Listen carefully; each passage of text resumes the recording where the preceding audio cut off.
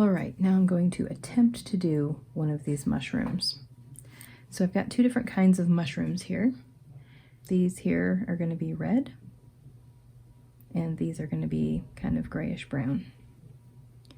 So let's see if we can do this.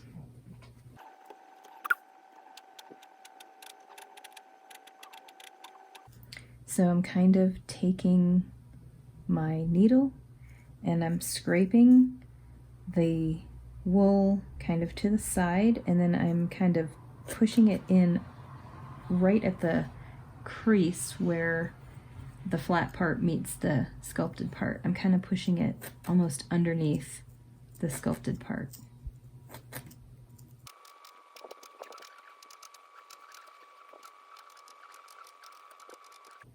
I kind of like that actually. It's not even needle felted on the top, it's just kind of laying there and all the needle marks are underneath. I don't know if it's really gonna stay, but I think I'm gonna leave it like that for now. Okay, now I need to put on some shading. So I'm looking at a picture of these mushrooms and I don't know what they're called, but it looks like the top is kind of darker and the bottom rim here is lighter. All right, for my darker part, I'm going to try mixing gray with red. And I'm gonna go with the darker gray because this is too light.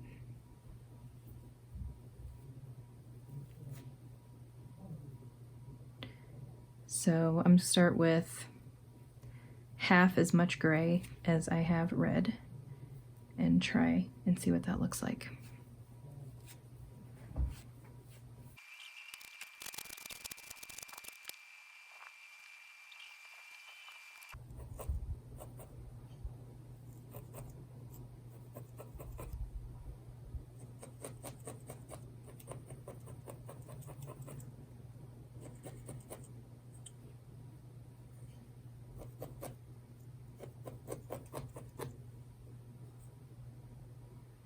It's like it's covering too much of the top, maybe too big of a piece.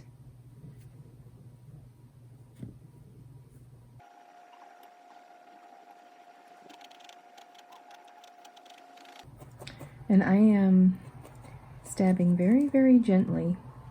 I'm not stabbing all the way through, I'm just stabbing like, you know, maybe 1/4 of an inch. Just to kind of tack it down, but I don't want to make huge stab holes in this mushroom. So it's okay, I guess. Now I'm going to try to mix red with white to get a lighter color to go on the bottom. And I'm going to do half and half, see what happens.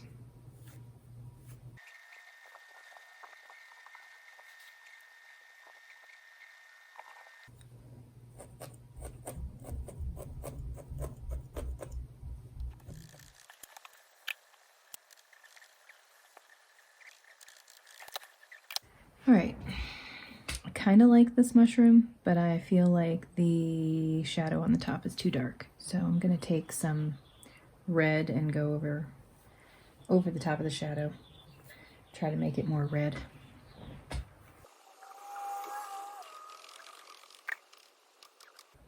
Perfect, I think. Maybe a little bit more of the shadow underneath.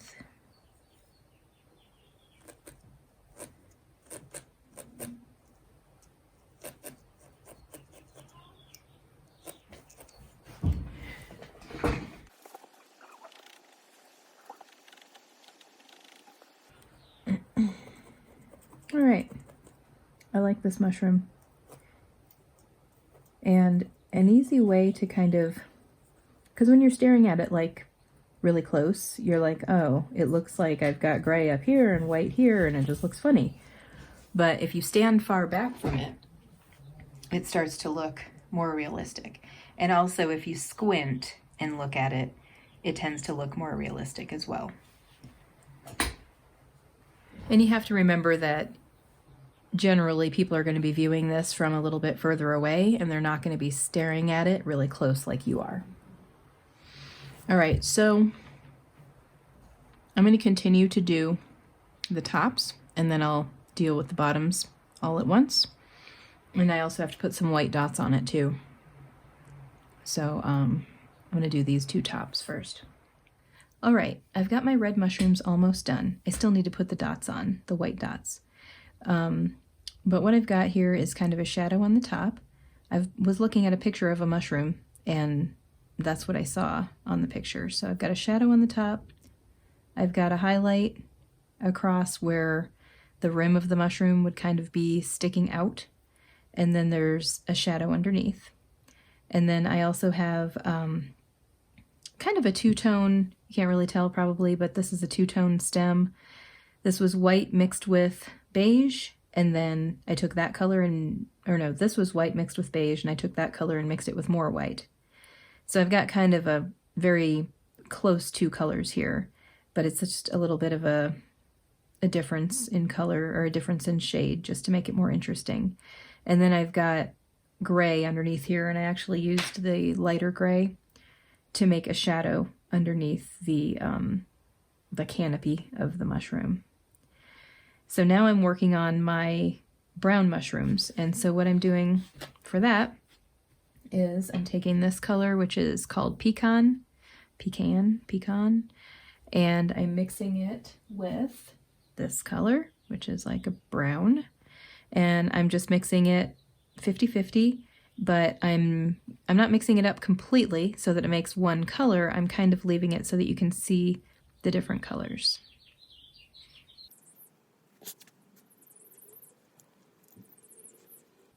And so how I grab a piece, so I want a piece that's about this size, so I just take this and put it on top of my other one, and I just kind of measure, and I go, oh, okay, I guess I'll pull it off about here.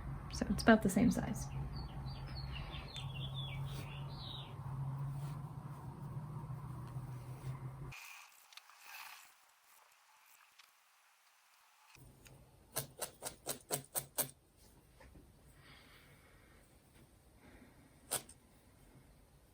And so again, I'm just tucking this kind of up underneath the sculpted part of this mushroom.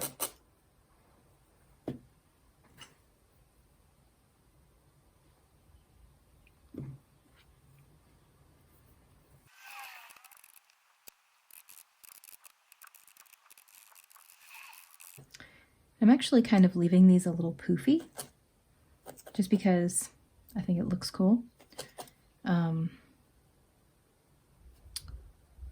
And it gives it a little bit of texture. Like some parts of it are more felted down and some parts of it aren't, just kind of randomly. And I just think it looks kind of interesting that way.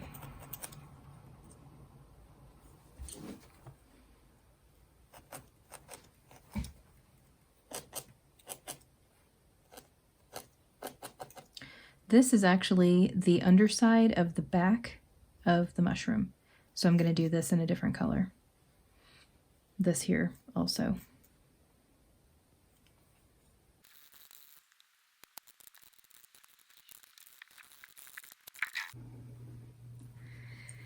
Finishing up my mushrooms here. So basically what I did for these is I took two different colors of brown, mixed them together to make these. And then for this one and this one, I just took a bunch of scraps that I had laying around here and mixed them all together. So there's like gray and a little bit of brown and pecan and beige and all kinds of stuff. So I just kind of made a random mishmash of colors.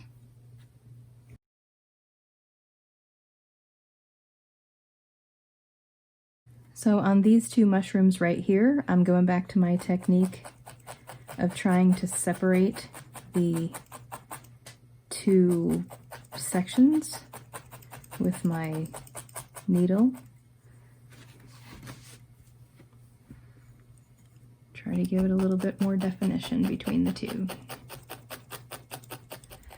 All right, so, whoa, now I'm going to put in my ground.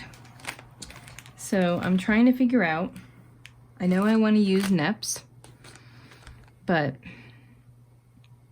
a lot of these are the same colors as what I already have in here, and I don't want it to I don't want it to blend in. I want to be able to see my mushrooms, see my turtle, and everything.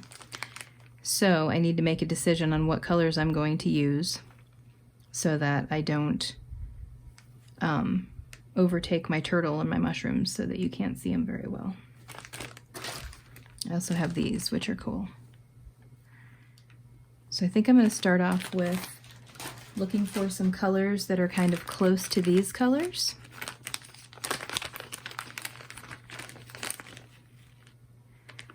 So in here, I've got almost a pinkish brown, some olive tones, some kind of mustard yellow almost. So I'm going to see what I can find in my stash. That's kind of cool. Totally different from anything on here, so that's promising. This is also totally different from anything on here. That's too close to my turtle. I don't want to use that one. When you're mixing colors, you know, if you think about the color wheel, the opposite of green is red. And if you add something that is the opposite on the color wheel, it will go towards a gray or a brown. And so that's how you get colors like olive green and things like that, is you take a true green and you add the color that's on the opposite of the color wheel, and it dulls the color down. So I'm going to take this green and I'm going to add pink to it and see what happens, just for fun. I'm just going to use a little bit to see if I can get kind of a more olivey color. No idea if it's going to work. That ought to be interesting. Interestingly enough, though, that's like the same color that's in here already, which is kind of cool. So let's try it.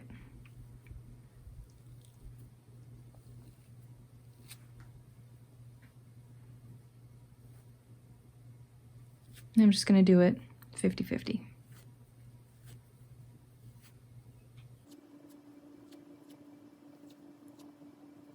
It's looking very strange right now. Maybe I shouldn't have added so much pink to it. It's not really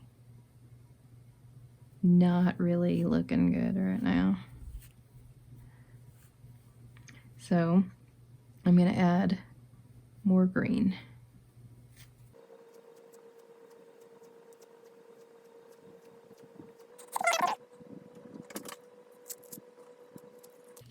It's looking kind of gray, actually.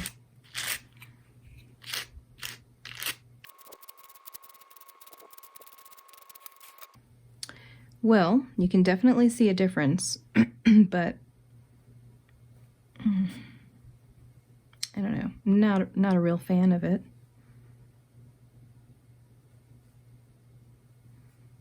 Maybe I'll add some olive to it and see what happens.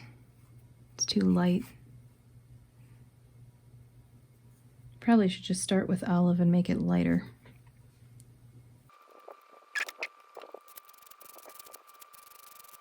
Okay. It's looking a bit more olivey. I kind of like it. It's probably a lot of work to get there. Maybe I should have just added some olive to this and been done with it.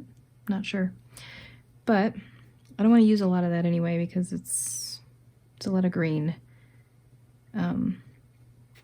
So I just think if I use this pink, it's going to be weird. So we're not going to use that. But I think I am going to use these two and some of this green.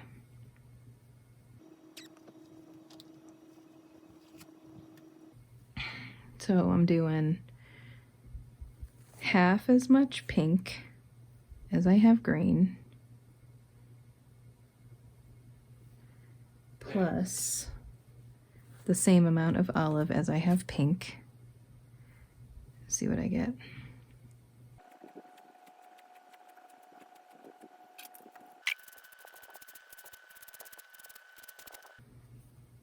Not quite as olivey. I think I need to add more olive to this.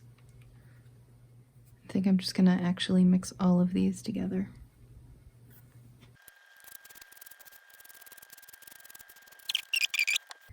So the question is, am I going to just randomly mix these together and start putting in places, or am I going to actually put kind of strips? I think I'm going to put strips. So I'm going to kind of just start putting long pieces of the color here and there and fill it in with all three colors. And I'm going to kind of be able to see how this looks before I tack it down, so that's good.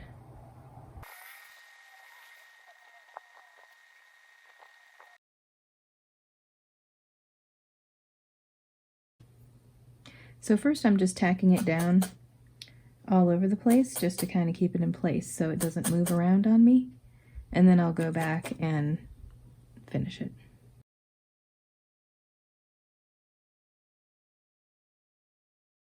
All right, now I've got everything kind of filled in. Now I'm gonna take these two and just kind of randomly mix them together and put splotches here and there.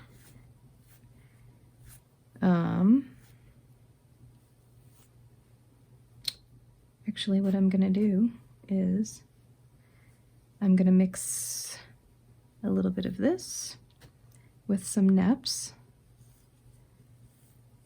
and then I'm gonna put the neps down.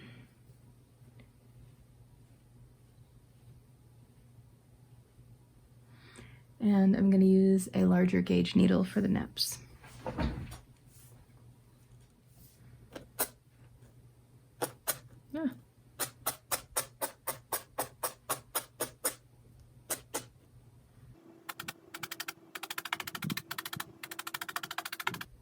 So the reason why you want to mix the carded wool, or you can also do it with roving, with the neps, is because a lot of times the neps don't want to stay when you're trying to felt them down. What you can also do is just take a very, very thin layer of wool and put it over the top and do it that way.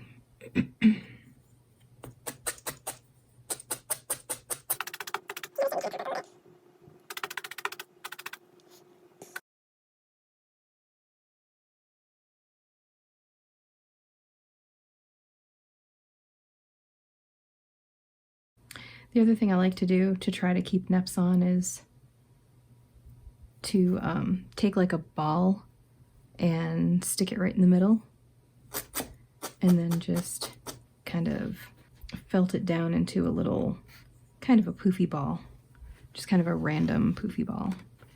I better pull this thing up, it's getting stuck.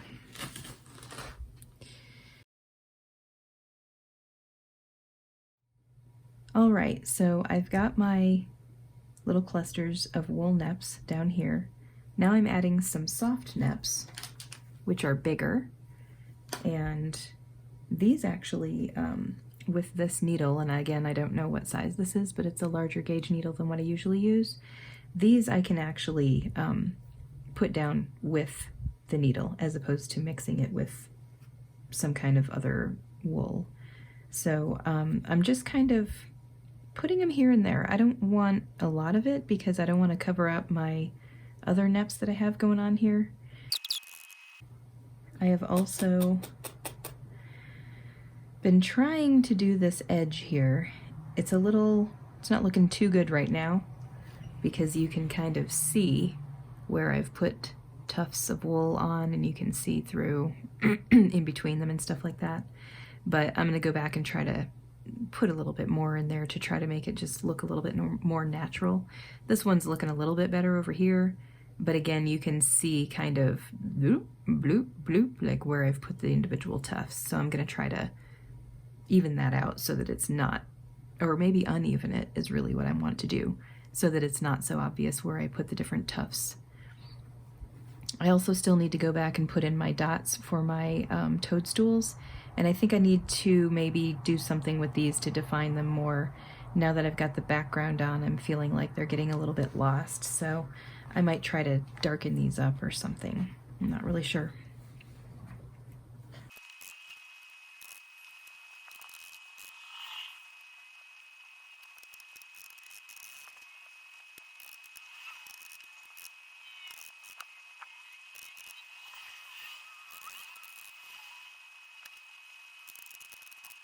So to kind of even out this edge, what I'm doing is I'm taking, like, if there's a part that's kind of sticking out, I'm just pushing it back in, and I'm kind of pushing the needle this way. And I'm just doing it kind of randomly, so it looks a little bit more natural.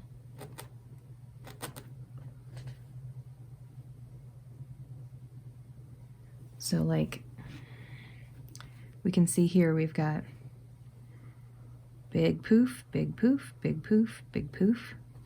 So I'm gonna just go right in the middle of this big poof and kind of just push it in. And this one, same thing. I'm gonna fill this little gap. There's like a gap here. I'm gonna push it kind of towards that gap to fill it in a little bit.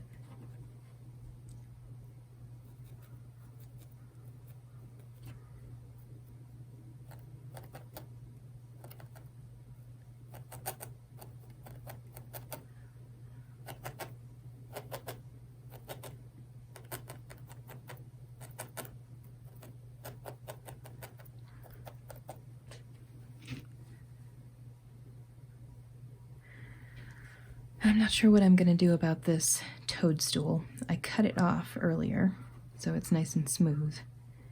So I think I'm gonna go back and try to add some red to it, but I'm not sure how it's gonna look.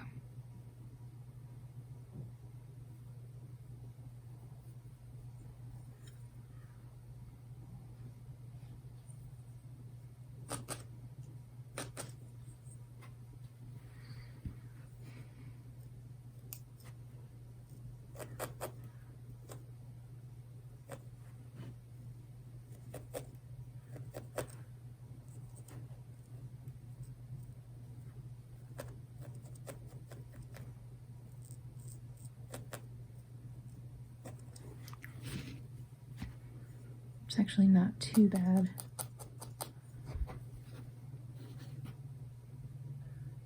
Decent. I'm putting a little bit of the highlight on that little piece that I just put on. And then I think I'm just gonna leave it. I'm not gonna mess with it.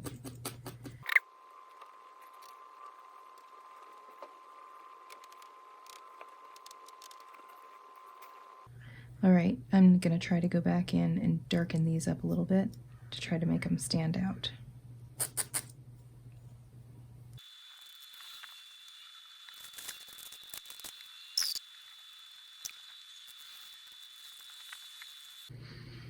That's a little better.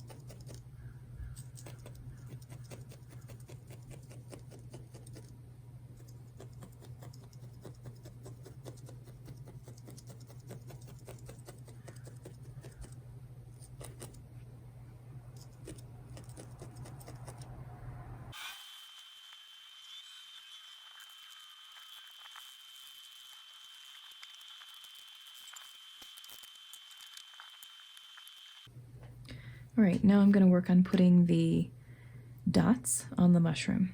So I'm gonna use the twirling technique that Living Felt talks about a lot in their videos.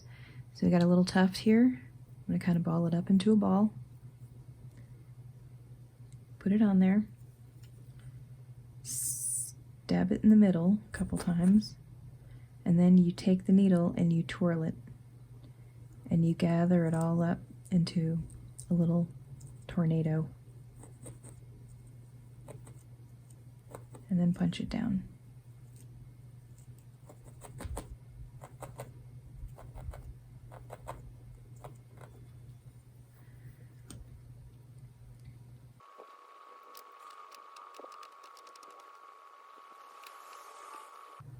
Oops, that was not white.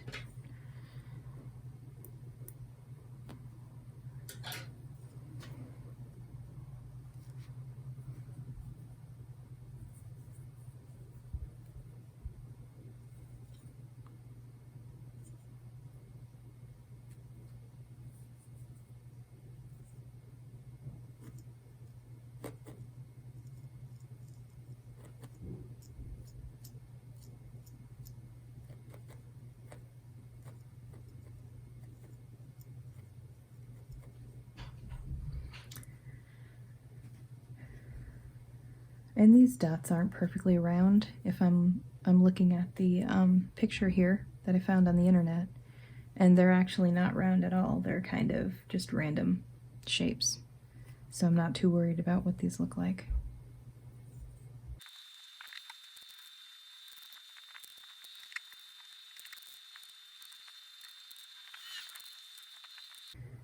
And when you're doing these dots, you gotta kind of remember to put them on the very edge too, because the dots aren't just on the front of the mushroom, they're all over the place. So you might see some on the very, very edge of the mushroom, and where you can only see part of the dot. And you want to make them different sizes, and you want to make them different distances from each other. So you might have two that are really close together, and that's okay, because it's random. Nature is random. Oops, that one just totally disappeared on me. That one did too. It's kind of funny. There must be a hole there.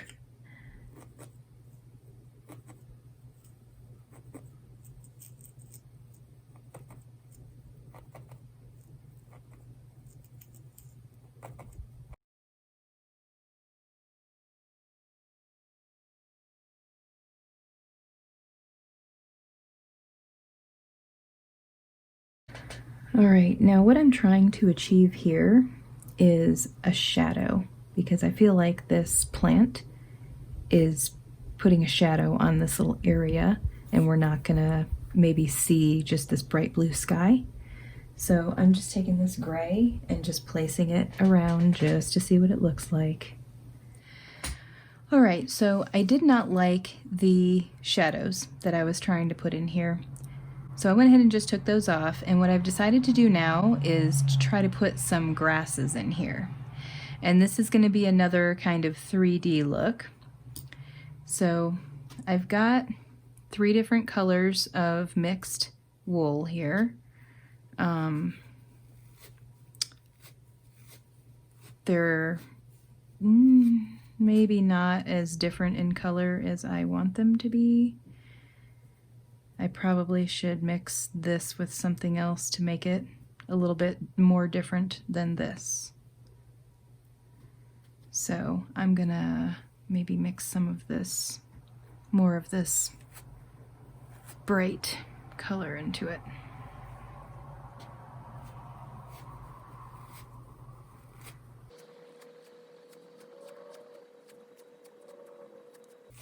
Okay, so this is how I make grass. Take a tuft and I kind of make it, stretch it out to get it to be however long I want my blade of grass to be. And then I twist it like this, so that it's pointed on both ends. Doesn't necessarily have to be pointed on the end that you're gonna attach it with, but definitely pointed on the top. So here's my blade of grass, okay? And then I take it and put it down and then I felt the end down, and you can see as you stab it, the needle pulls some of the threads but not others, and so you end up with this kind of crazy, it goes in a crazy direction when you do it. It kind of sticks up, sometimes it turns in a certain way, and so depending on where it ends up, you can use that to your advantage in making it look kind of like a natural piece of grass. So this one kind of ended up over here. I really want it more over here. So I'm just gonna grab the top of it, and it's hard to see from the camera, but it's actually sticking up. Like I can totally put my finger out under it, it's sticking up. So I'm just gonna grab the top of it and kind of shape it to wherever I want it, and I kind of like squish it down. I don't know, I kind of put my needle like right in the middle of it, and I can tap it in just like that. And now it's kind of sticking up here, it goes down in here, and it comes back up here. That one ended up looking kind of funny. That's a little better. And so you can kind of shape your blades of grass. There, that's a good one. Kind of shape your blades of grass, and then they're kind of 3D, they kind of stick out. So I'm just gonna do this here and there, and I'm gonna try to make them different lengths and different widths so that it looks just kind of natural.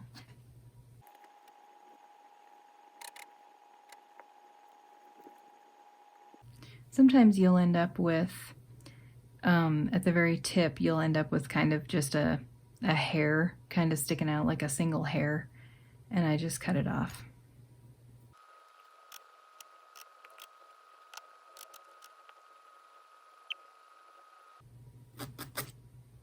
That one's a good one.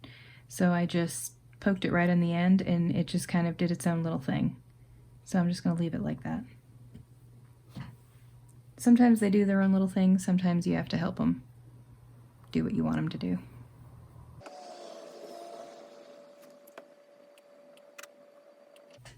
And so my whole point in doing this is to kind of cover up a little bit of this blue in here, because I feel like it's just too much. So I'm going to have some coming up from behind the turtle, and then to kind of tie it all together, I'm going to have some also down here in this rocky area.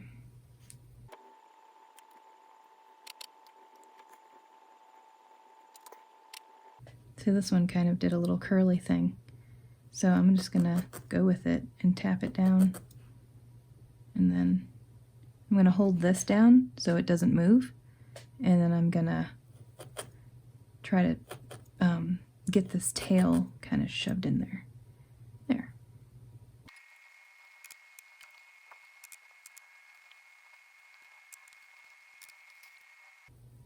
Trying to make this one really long.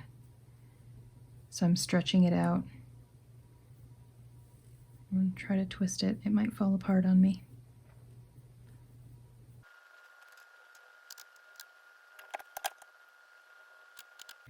You can also fold it in half once you get it twisted up.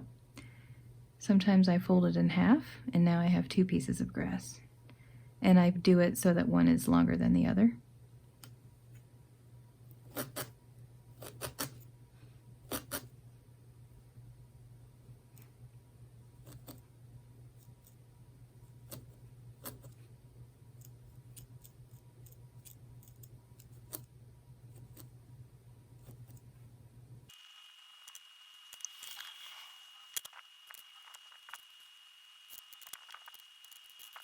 So for this one, I wanted to make this look like it went behind the mushroom. So I kind of just gently felted it kind of over the top of the mushroom, but I didn't actually stab it in on the mushroom. And so then what I did was I went in and clipped it gently in the middle, And I took the little edges that were hanging and tucked them in here and here. And then I felted this down flat because if it's behind the mushroom, it's not really going to be sticking out because it's behind.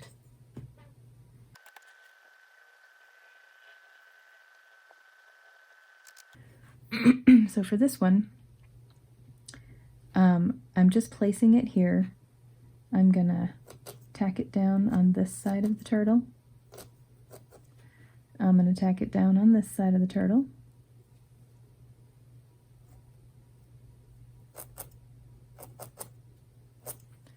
And then I'm just gonna clip it.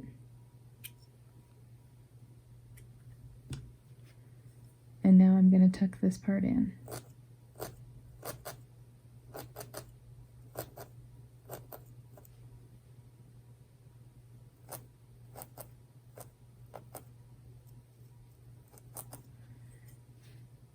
Now I'm going to go down here and see if I can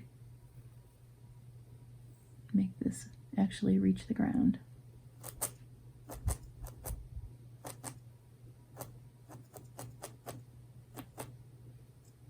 Not quite. Need a little bit more.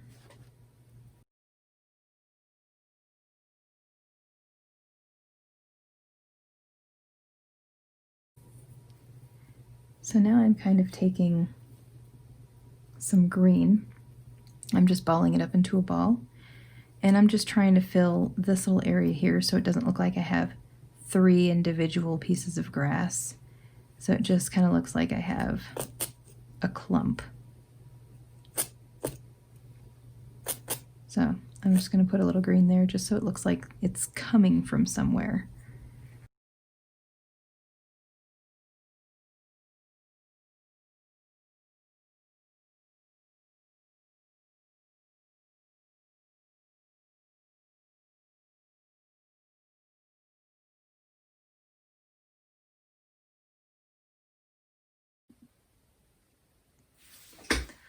All right, in the final stretches here, I've been trying to decide what color to do this border. I have tried about 5 different colors, and I think I finally decided that I'm going to do it in this kind of a light beige color. It's basically pecan, wherever that went. I don't know what happened to it, mixed with, here it is. No, that's not it. This, mixed with white. So that's what I'm doing on this side. I tried another color over here, basically kind of continuing the ground color up the side here. But what I didn't like about that was it kind of blends in with my background of the wood that I'm putting it on. So I kind of like this lighter color better. Here's the pecan. And here's the white. This is called Polar Bear. It's not like a stark white. This is Felted Sky. This is Living Felt.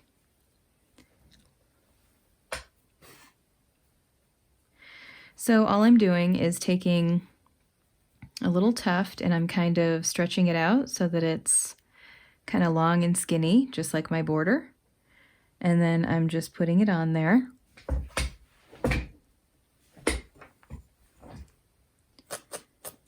Tacking it down, and then I'm tacking it down on this side very straight, I guess, along this edge. But on this side, you know, I'm kind of leaving it a little bit hairy to make it look more natural. So just tacking it down like this.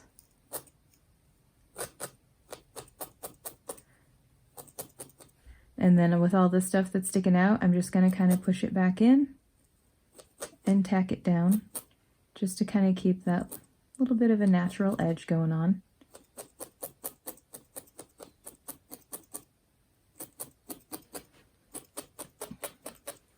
And then when I get done with this whole thing, I'm going to go back and kind of clean up this edge a little bit. This is a little bit too wide.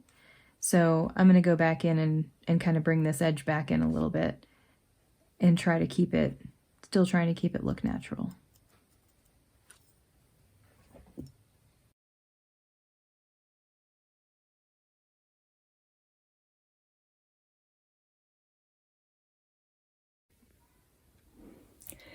All right, well, my turtle is done.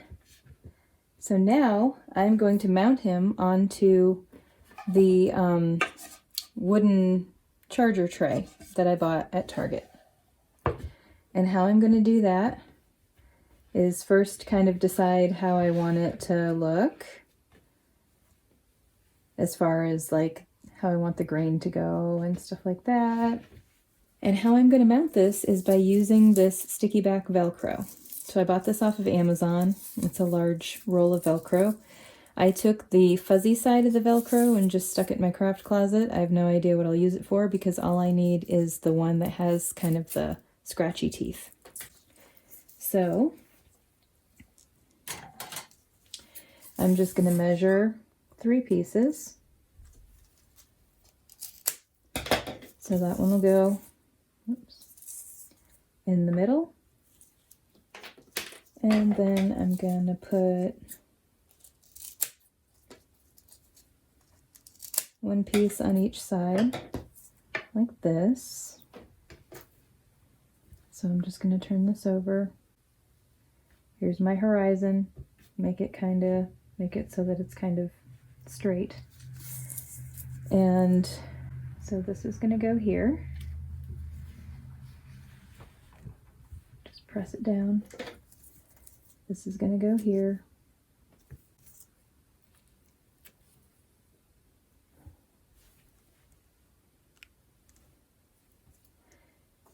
And that really should be enough. I could put some more right in here, I guess. I don't think I need to.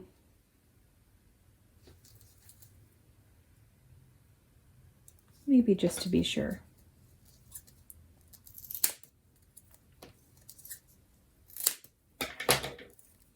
Maybe I'll put a piece here. Here.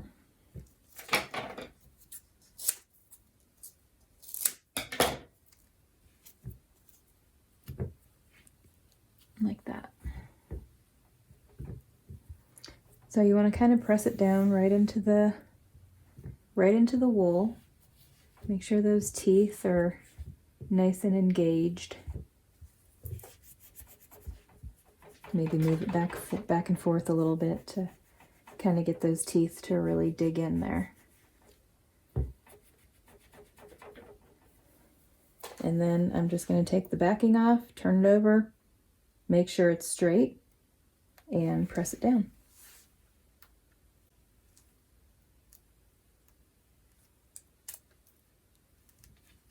It's very sticky.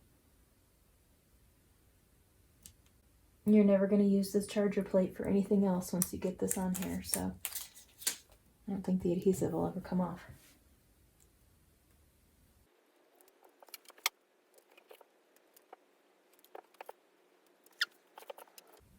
I have to figure out how I had it before. It's stuck to me.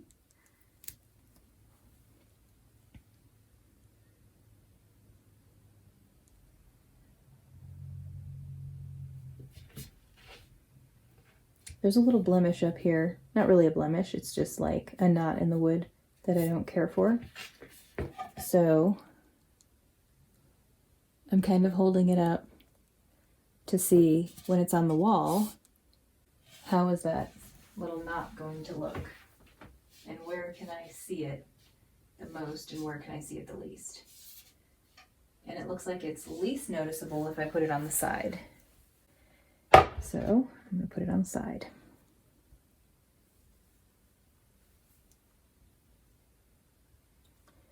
All right, I'm going to very carefully try to lay this down and get it centered at the same time.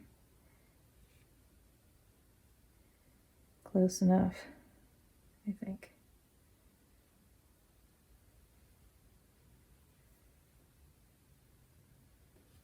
Looks good.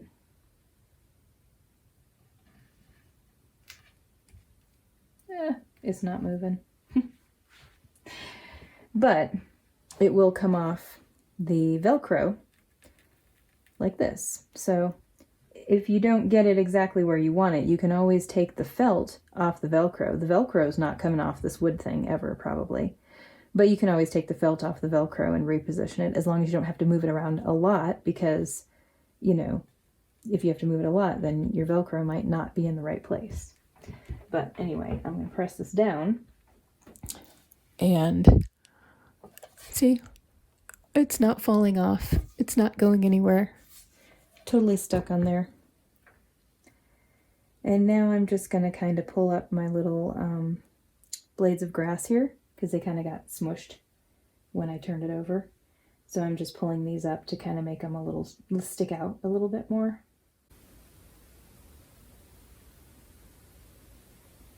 There we go. Make it have its 3D look again. And there she is.